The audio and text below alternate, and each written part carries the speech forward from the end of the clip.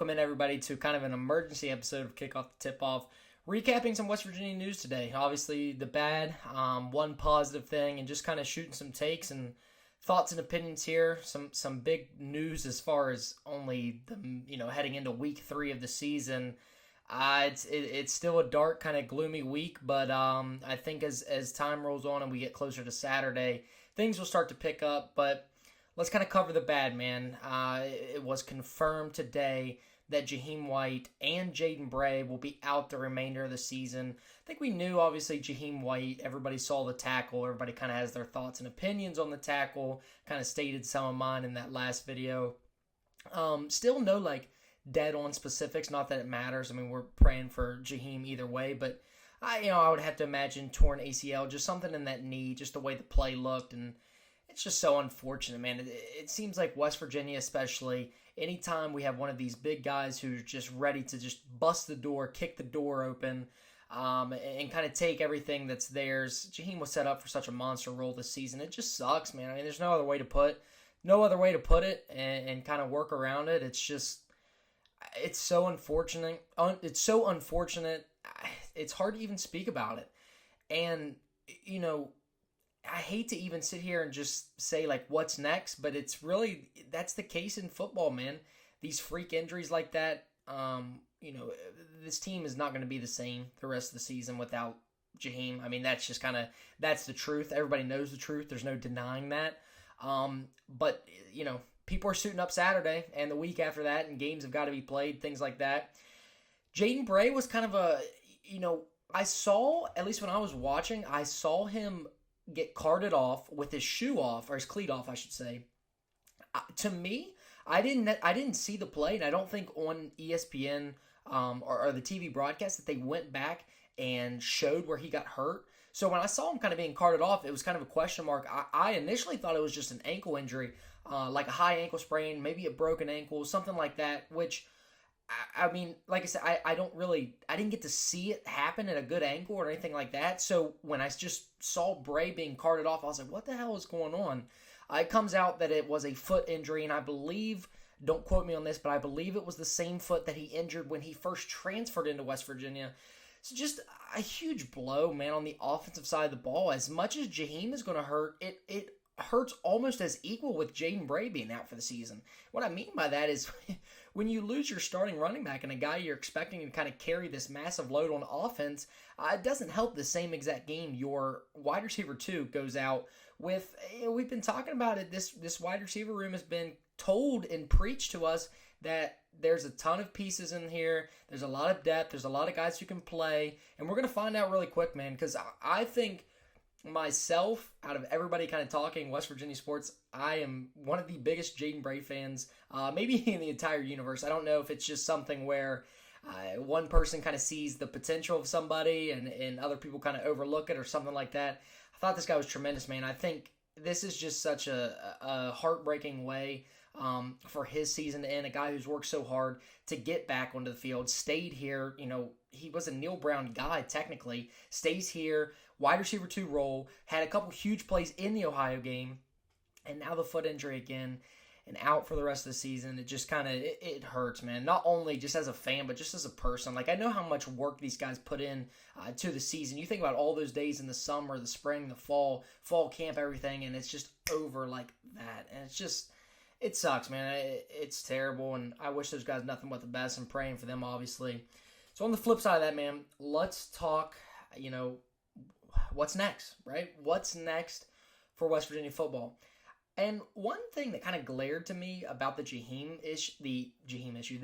injury was now how big does that Jalen Knighton ineligible seem, right? I'm not saying that Knighton was even close to the level of Jahiem, but my goodness, man. I mean, you look at the running back room now, Clay Ash, Sincere Bowers. You would imagine Ty Edwards is going to get in there. Jockledge, the junior college back that they brought in right before kind of the season started. There's just a lot of, I don't want to say uncertainty because we know what all these guys bring to the table, but, Knighton, at least in a sense, could have been that guy. We expected him to kind of be the change of pace back with Jahiem when, as far as we knew, he was eligible. But now, he would have taken over this full-time role, but It's just not going to happen. I mean, he's obviously not with the team and ineligible and things like that. I shouldn't say not with the team. I don't really know if he's still there or not. But, like I said, I would imagine they got to get Ty Edwards up to speed because you're going to be looking for some juice in that backfield. Not saying that, like, Clay Ash, is not the answer. I just think that in this offense, you have to have this running back that's able to make a guy miss, right? Nothing against Clay Ash. I just think that he's more of a downhill physical runner, which is awesome, right? If Ty Edwards, if something's going on and he's not getting back up to game speed or things like that, I trust Clay Ash in short yardage situations. I really do. I think that he can provide valuable snaps at the running back position in certain situations. But nobody, and it's going to be impossible to replace the production that you would have got from Jahiem this season. Now you're kind of just looking at this makeshift, hey, how can we make all of these pieces in the running back room fit into this offense?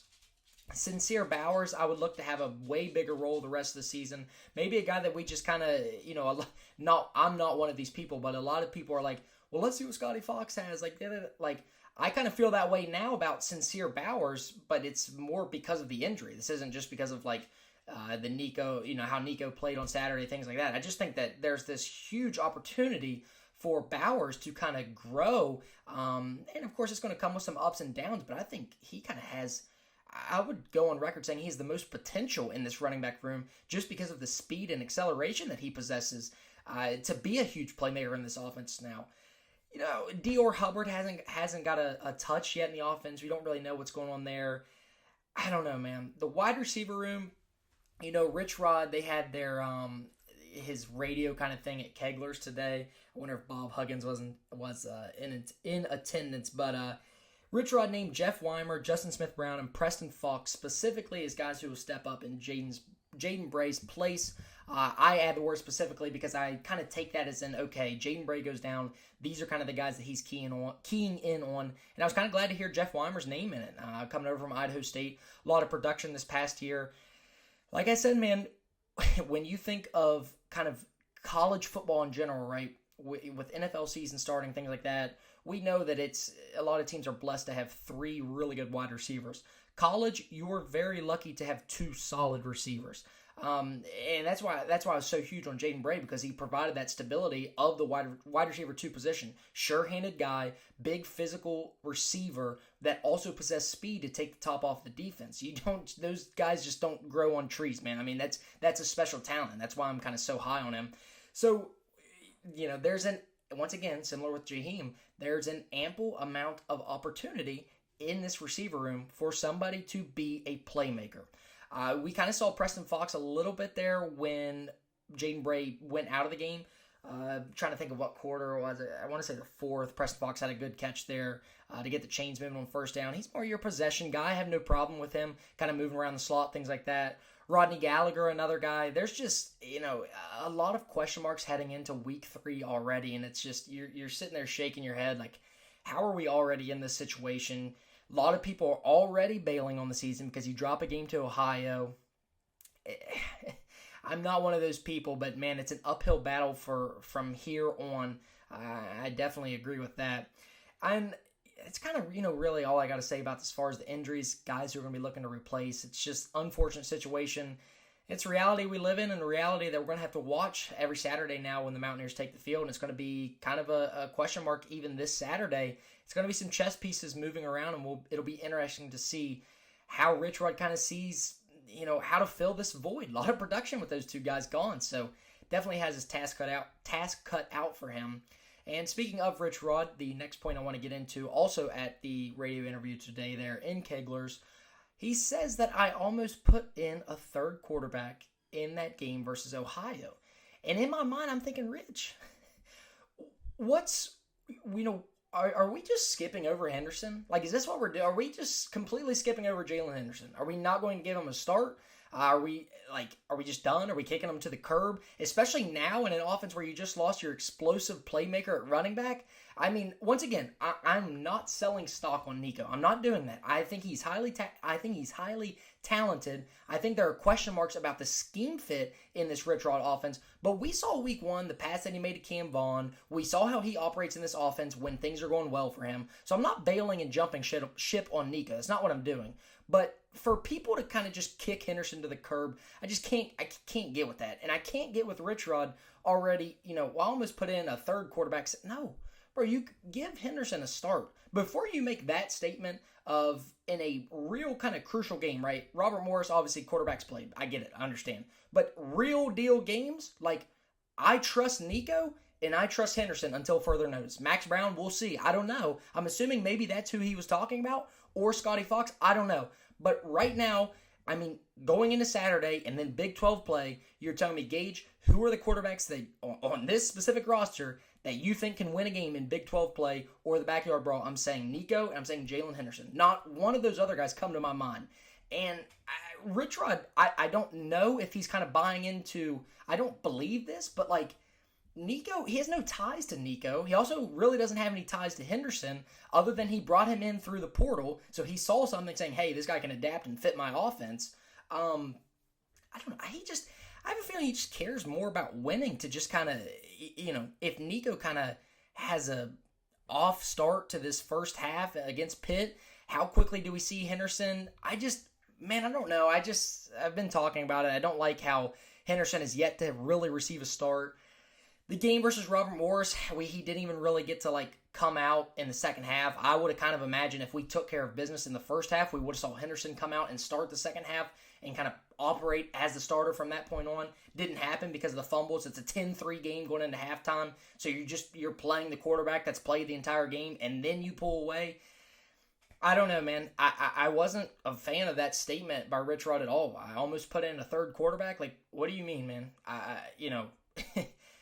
It's Nico or Henderson, in my opinion. Later on in the season, my opinion can definitely change depending on record, circumstance, things like that. Scotty Fox, Khalil Wilkins, those guys could definitely get into play to kind of see what we have moving forward. But I can't get behind the 3 quarterback rotation in week 2 versus Ohio heading into the backyard brawl. I can't get behind that. So be interesting to see what he does this Saturday kind of leading up. I would imagine it's Nico to start, short leash, turn to Henderson. You kind of put yourself in the same situation as the Ohio. You have Henderson kind of coming into the game cold if Nico kind of has another shaky start. But if all goes well, and this is a competitive game, I'm looking for Nico to bounce back. Once again, that showing that he had on Saturday is not completely on him, and I will defend him on that. Shitty play calling, shitty offensive line play. It's a recipe for disaster for a quarterback. You're not going to have much success when those two things aren't going your way. So I will defend Nico in that case. Not selling my stock on him. I'm still on board with Nico. And this will be a big game for him. I know that he's going to be ready to play versus Pitt. There's no doubt in my mind. This entire team will be. So I'm hoping for a big bounce back from Nico. It's kind of my big takeaway from that Rich Rod statement. I think it's more of kind of, hey, I need to light a fire under Nico's ass, Henderson's ass, somebody to pull away and be the starting quarterback for this team for the foreseeable future. All the negative done. I'm done ranting. Let's flip to the positive side of things. Jimmori Robinson is eligible as of today. I believe Voice of Morgantown kind of was first on it, had an inside source there, and it kind of leaked its way through. So it's official, man. Jimmori is back. He's eligible for this season, which is awesome. Not that the defense was struggling enough to be like, oh, this is a huge, playmaker. This guy's going to help the defense out tremendously. Defense has been playing well without him. This is just another piece for Zach Alley to use to dominate on the defensive side of the ball. And we look at Jahiem going down. We look at Jaden Bray going down. You're going to be leaning on this defense a lot more as this season progresses. And Jimmori Robinson is a huge playmaker for that role. And dog is going crazy. My only question with Jimmori right now is, does he kind of look like what Micah Parsons just looked like for the Packers this past Sunday? And what I mean by that is, are we going to only see him on kind of 50% of the snaps? Or are we going to see him the whole game? Is he in game shape as far as conditioning, things like that? We know how it is, man. Game speed is different than practice speed. You can try to manipulate it as much as you want, but nothing beats actually being on the field, going at full speed, and making a play. And